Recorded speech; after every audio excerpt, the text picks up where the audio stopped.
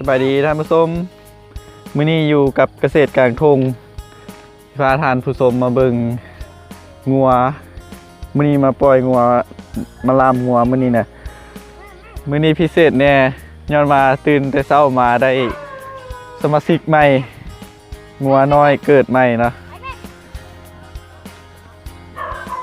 ได้2ตัวแล้วมื้อวานนี้ก็ออกตัวนึงแล้วมื้อนี้ออกอีกตัวนึงอันนี้เอาออกมากลางทงกำลังเสี่ยวมาลามตามทงนานี่เนาะกับบรรยากาศยามเช้าๆ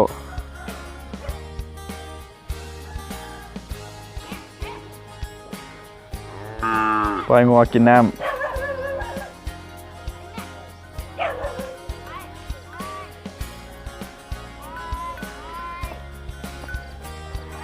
ปล่อยมันลงในทงหญ้าแบบนี้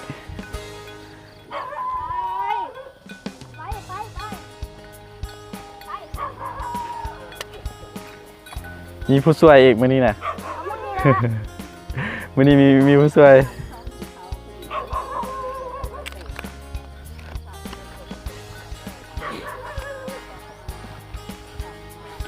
ไปล่ามเลย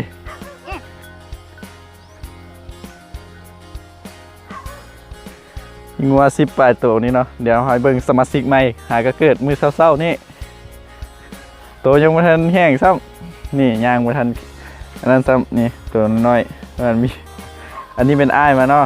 อ้ายมันมาเบิ่งตัวนี้แม่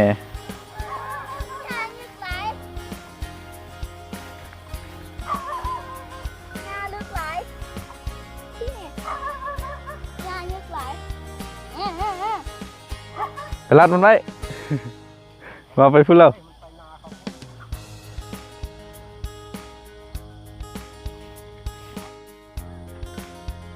เนาะยามเช้าเขาก็สิมาปล่อยให้มันกินแบบนี้เราก็สิลามไว้น้ำหญ้าทงหญ้าแบบนี้ตอนแรงที่เราก็สิมาปล่อยเลี้ยงเนาะส่วนตัวนี้เป็นทงนา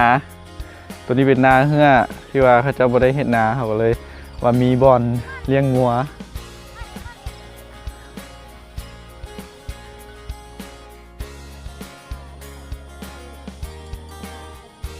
นั่นเป็นหลานชายมาช่วยมื้อนี้เพิ่นตื่นแต่เช้ามาช่วยลามงัวในมื้อนี้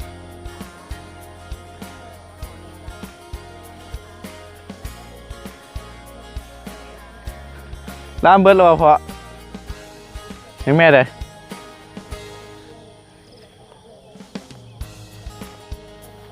อ้าวนี่คือล่ามใกล้กันเหรอบ่ตัวนี้คือล่ามใกล้กันเหรอ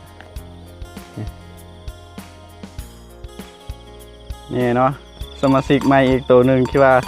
ตัวนี้หากเกิดเมื่อวานนี้ตัวนี้เป็นตัวผู้ตัวนี้เป็นตัวเทิกปีนี้หากเกิด2 ตัวเนาะแล้วตัวนี้เนาะหากเกิดมื้อเช้านี้บ่ได้น้องมันซ้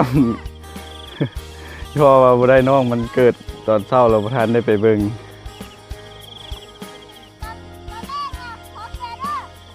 น้องมันออกก่อนตัวนี้เป็นตัวแม่